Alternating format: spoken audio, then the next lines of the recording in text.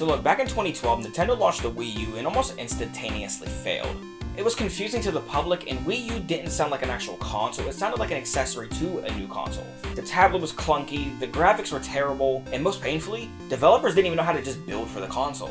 Initially, Nintendo placed a huge bid on the Wii U's success. But when it launched and the numbers barely moved, that faith completely shattered. Developers were frustrated, executives were under a lot of pressure, and fans, just like me and you, were really disappointed. We were heartbroken. For the first time, and it felt like forever, Nintendo was falling behind and falling fast. Nintendo's the titan behind Mario, Zelda, Pokemon, all these other fantastic games, and we were just heartbroken, and it felt like they weren't gonna make a comeback. The gaming community mocked them, with memes flooding the internet. Nintendo's done, what were they thinking? They don't know what to do, they're falling behind, they're out of touch, they're too weird to survive. Now while Sony and Microsoft were pushing boundaries between graphical and hardware, Nintendo just looked outdated like it was stuck back in the early 2000s. Nintendo knew that they couldn't win a power race because they didn't have the raw specs, but what they did have was creativity and an idea that would change gaming forever. Now what if a console didn't just stay in your living room? It went everywhere with you. This wasn't just a comeback, this was a straight reinvention for Nintendo. This is how Nintendo turned failure into fire, and how the Switch broke all the rules. And how this one little hybrid console built one of the greatest legacies in gaming history. Let's get into it. The Nintendo Switch proved that raw power isn't what defines a console. It's design, flexibility, and user experience. In an industry chasing teraflops, Nintendo delivered something different. Instant on-hand gameplay, hybrid functionality, and titles that moved hardware. It wasn't the strongest console, it just didn't need to be. It changed how, where, and why people play. The Nintendo Switch redefined success in the gaming industry, not through brute force hardware, but by solving problems that the competition ignored. It didn't win with power, it won by making gaming more accessible, flexible, and frictionless. Anywhere, anytime, that's what made it revolutionary. When Nintendo unveiled the Switch in 2016, it was clear that they learned from the Wii U's failure. Where the Wii U confused consumers, the Switch delivered a clear message: one console, two modes, dock it for TV, undock for handheld. Simple, instant. One of the biggest reasons that the Switch became so popular was sheer convenience. The accessibility to take off the Joy-Cons and have two separate controllers without any extra accessories was revolutionary at the time. Sure, these weren't the best controllers ever, but they were perfect for on-the-go multiplayer sessions. And being able to slide the Joy-Cons back onto the console and slide it back into the dock for seamless TV play was kind of revolutionary at the time. It completely changed how people thought of console gaming. And what's even more surprising is no major companies actually tried to copy this or mimic this. Yeah, there were a few little small companies that tried to do knockoffs, but nothing actually tried to copy this. Now when the Wii came out, everyone tried to do that. Microsoft had Kinect, Sony had the PlayStation Move. But despite a few little knockoffs, nobody's followed suit with this one. Now Sony has something similar with the PlayStation Portable, but it cannot even match what this can do. Breath of the Wild wasn't just a launch title, it was a strategic anchor. A critical acclaimed open world experience available day one, showing what the Switch could do both on the big screen and in your hands. The hybrid design wasn't a gimmick, it solved a problem gamers didn't even realize they had.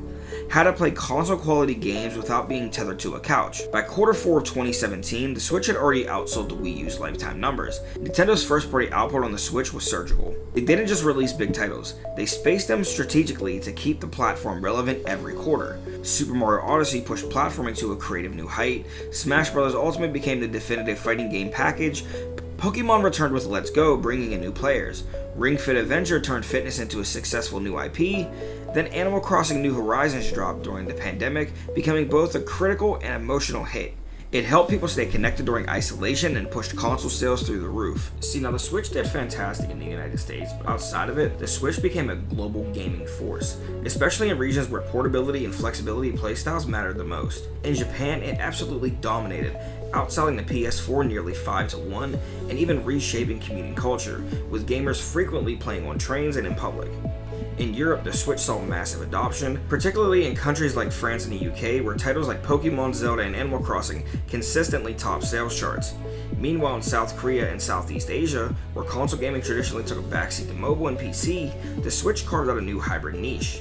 Appealing to younger audiences and families, its success outside the United States wasn't just about hardware, it was cultural. The Switch met people where they were, in lifestyles that demanded flexibility, affordability, and social connectivity. There are three main types of the Nintendo Switch, and each one of them is made for different kind of players. The regular Switch lets you play on your TV or in your hands, and it has the controllers you can take off to use for motion control or co-op.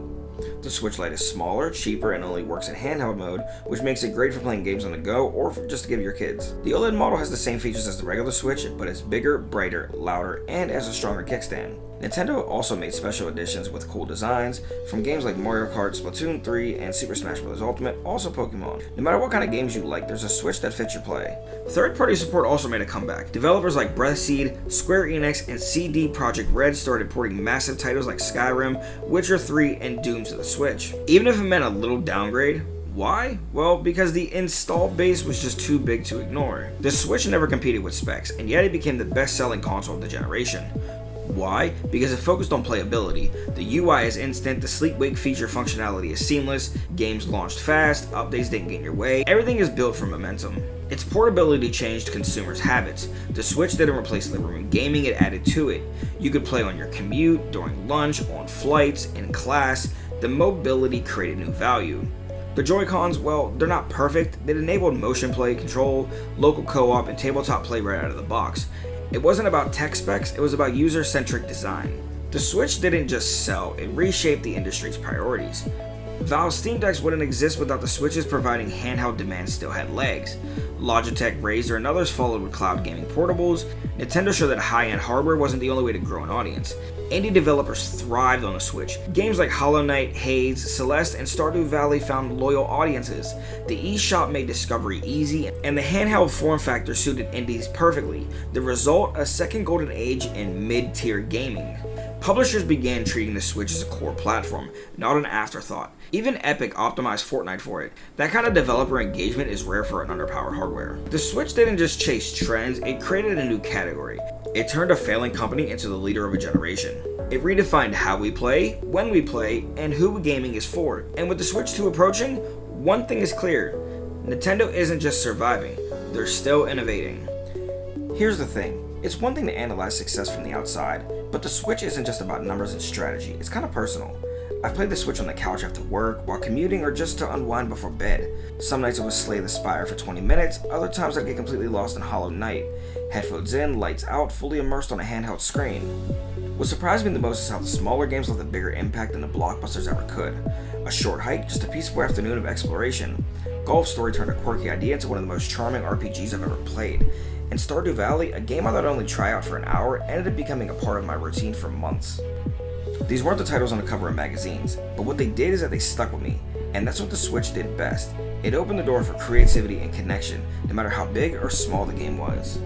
The Nintendo Switch didn't win over our hearts because it was the most powerful, it was because it was the most playful. It reminded us about what gaming is truly about: fun, freedom, creativity, and imagination. In the world of gaming that's chasing realism, the Switch brought back something magical. In today's gaming industry focused on mainly specs, the Nintendo focused mainly on the soul. And now in 2025, while the PS5 and the Xbox Series X battle it out with a graphics war, and the Switch is right there still holding its own. And not because it's the most powerful, because it's the most playful. And it's the one people just keep coming back to. The next chapter is coming. The Switch 2 is right about there, with more power, more possibilities, more games, and more creativity. And one thing shouldn't change, and that's Nintendo's belief in playing differently. If you ever played Mario in a park, or caught Pokemon on a plane, or even lost track of time with Hyrule, you felt the magic. The Switch didn't just save Nintendo, it kinda saved something in all of us. Catch you on the next